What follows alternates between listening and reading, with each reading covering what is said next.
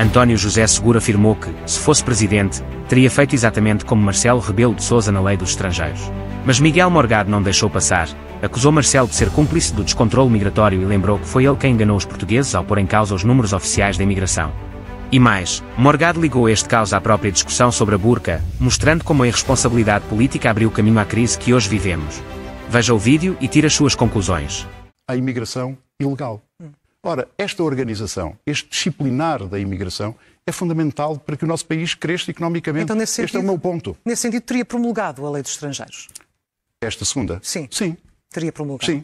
Tal como o Presidente disse que cumpre os mínimos, como disse o Presidente da República. Sim, mas vamos ver. Não há soluções mágicas. A primeira tinha feito, como o Sr. Presidente da República fez, de enviar para o Tribunal Constitucional. E ele fez bem. Enviou para o Tribunal Constitucional e o Tribunal Constitucional anotou as diferentes inconstitucionalidades que existiam nessa lei. E isso levou a que houvesse uma lei melhor do que a primeira. Alguns consideram que é a lei adequada, outros consideram que não é a lei adequada. Vamos ver quais vão ser os resultados. Mas sim, a minha resposta à sua pergunta teria promulgado. Falar sobre precisamente esta entrevista, esta noite, o teu comentário àquilo que eu viste esta noite, sucintamente, de António José Seguro, às posições que manifestou, se há alguma especialmente relevante? Há épocas na vida política de um povo democrático como é o nosso que parece que solicitam políticos que tranquilizem, que sejam discretos, pessoas em quem possamos confiar, mas de quem não esperamos grandes rebates, grandes paixões, grandes riscos. Há outros períodos, no entanto, da vida política de povos democráticos como o nosso, e parece que vivemos um desses, em que as pessoas estão à espera de políticos que se atravessem e que corram riscos. António José Seguro é o primeiro tipo de político, não é o segundo. Portanto, eu diria que neste contexto, e tendo em conta que ele teve aquele apoio... Deixa pigarrear? É o tema que me faz pigarrear desta maneira. Aquele apoio do Partido Socialista, o seu partido, que ele dirigiu entre 2011 e 2014, e que é um apoio mais do que envergonhado. E sabemos que uma parte importante da oligarquia que gravitou à volta de José Sócrates e de António Costa vai promover ativamente, ainda que discretamente, outras candidaturas, como a de Catarina Martins, ou a que vier do LIVRE, que ainda não anunciou o seu candidato, ou até de António Filipe.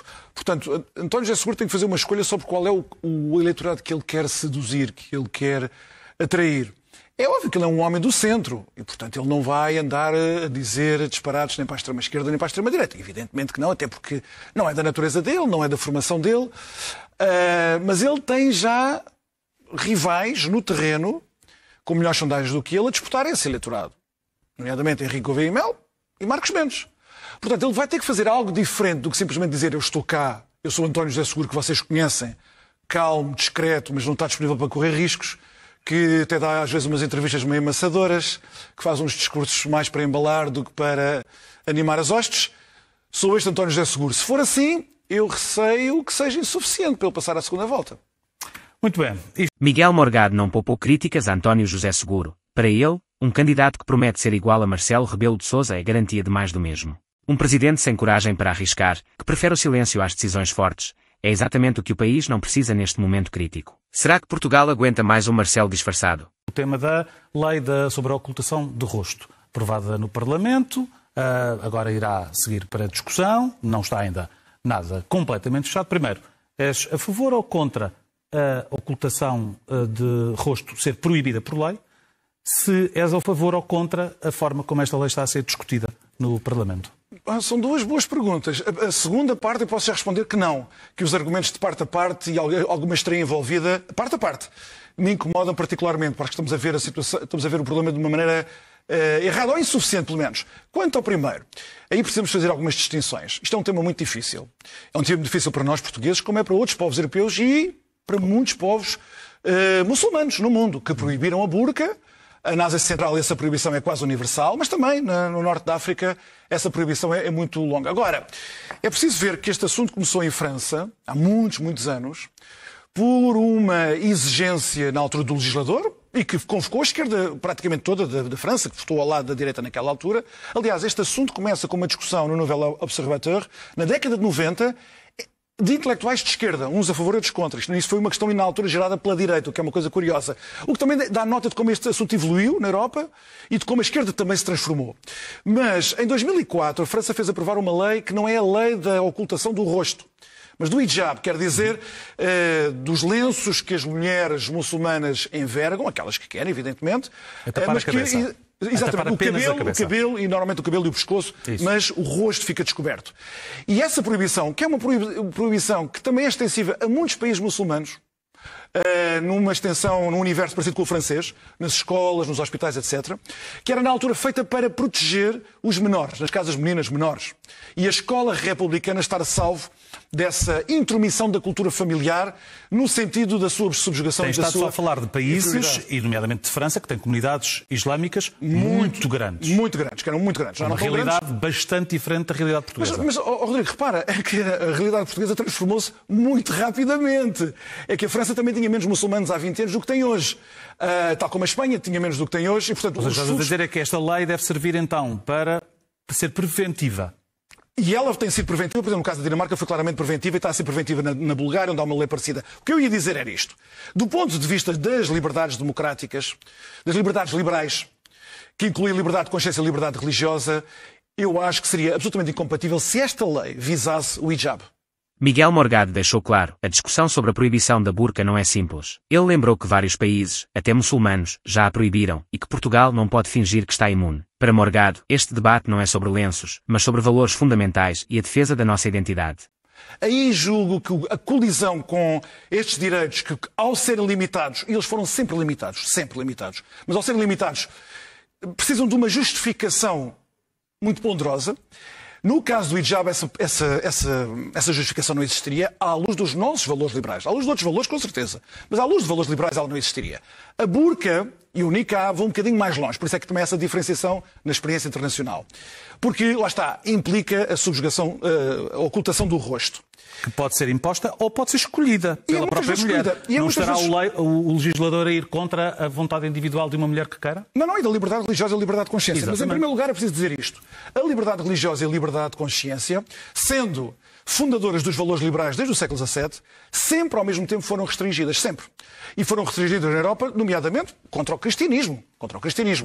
Por uma razão evidente, como os valores liberais não queriam reconhecer que fosse possível educar a consciência, interferir na consciência. Portanto, ninguém podia dizer essa crença é errada, esta crença é que é certa. O Estado não poderia fazer isso. O que se considerou foi que há exteriorizações da religião que não são aceitáveis. Mesmo que elas sejam evocadas por razões de consciência.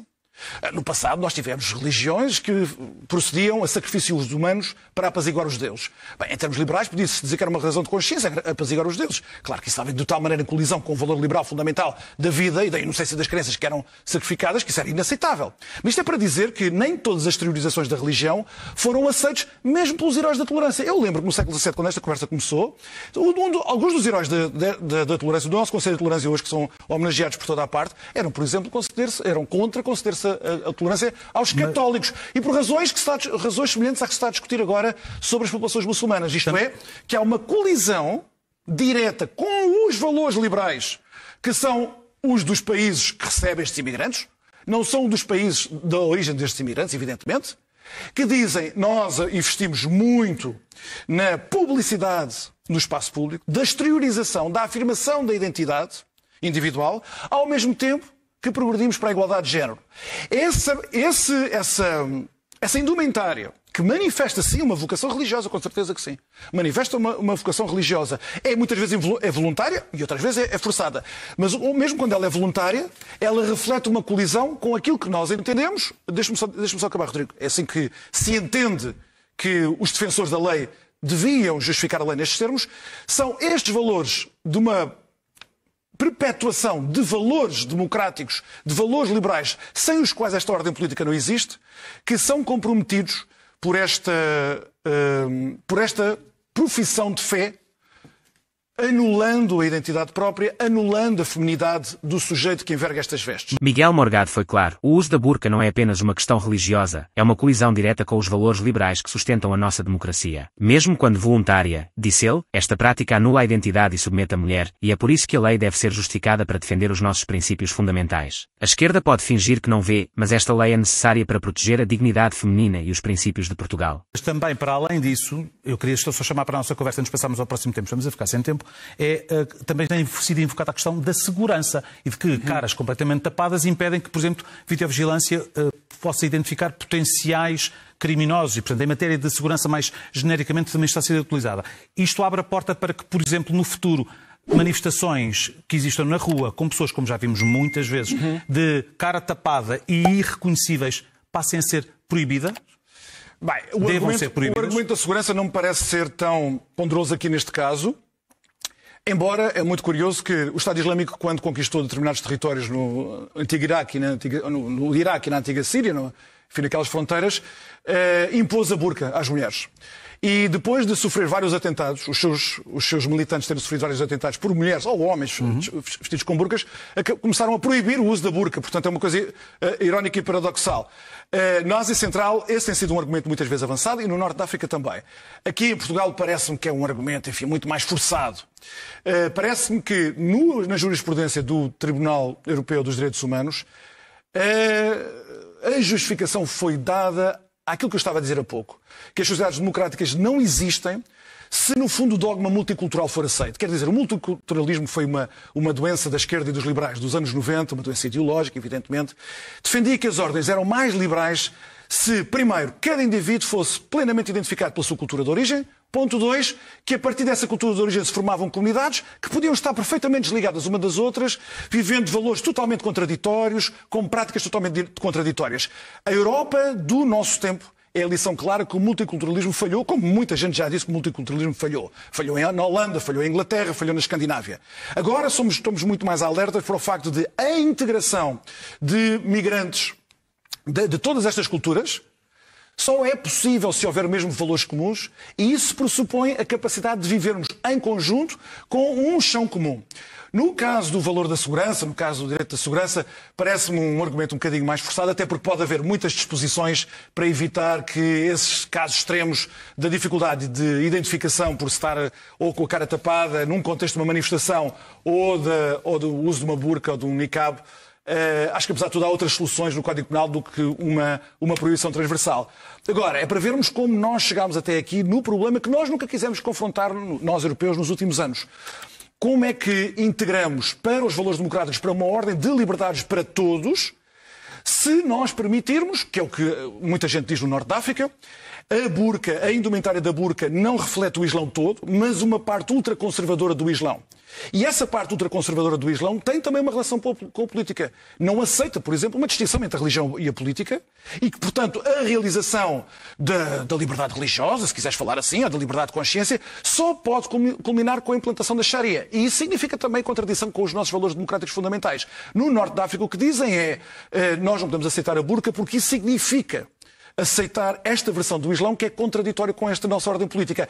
Ora, na Europa Ocidental, na União Europeia, em que os valores democráticos republicanos para nós são sagrados, esse argumento proveniente do Norte da África tem ainda uma validade maior. Mas também significa que há muitas outras coisas que nós temos de fazer para garantir a integração destes migrantes, ao ponto de não ter de ser necessário para eles viver em comunhão com a sua fé e com a sua vocação espiritual de uma maneira tão antagónica com a sociedade que eles escolheram. Se calhar, como diz o imã da Mesquita Central de Lisboa, muitas destas mulheres vão acabar por ficar fechadas em casa e nem à rua saem e o problema mantém-se. Bem, isso não aconteceu nos outros países onde esta lei foi implantada por uma razão.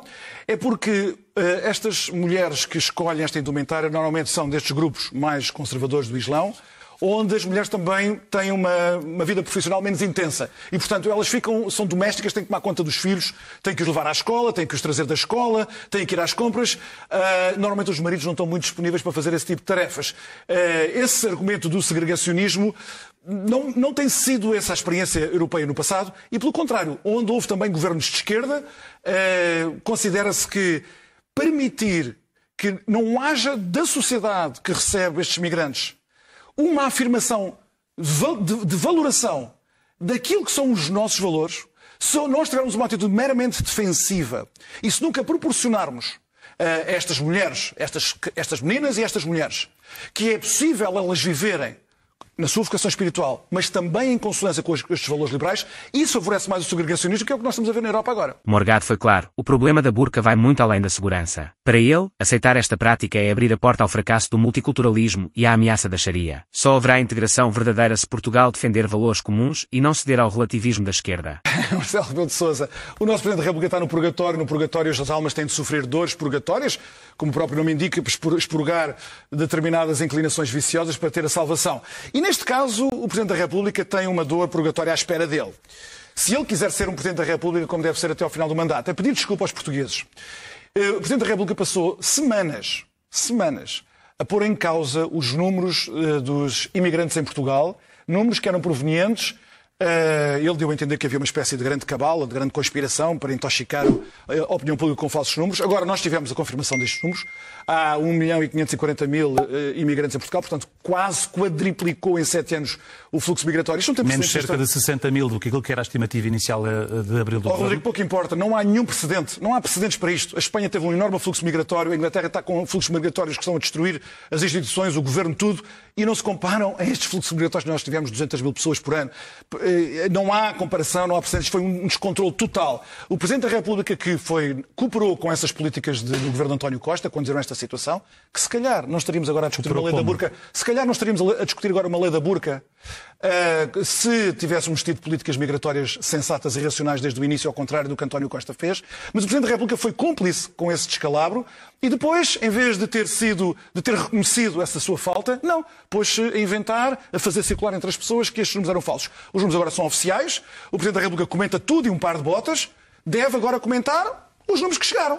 E deve começar por dizer, eu peço desculpa, ter induzido os portugueses em erro, não devia ter feito isso, apesar de tudo são instituições do Estado e eu sou chefe do Estado. E, portanto, essas instituições também estavam sob minha tutela indireta e eu fiz mal em fazê-lo. Portanto, a partir de agora, eu passarei a ser uma força para regular, para melhorar a situação para toda a gente, imigrantes e a sociedade que o está a receber, a sociedade portuguesa, e deixarei de fazer estas figuras. Mas já agora, como é que Marcelo Rebelo de Sousa cooperou com o governo de António Costa?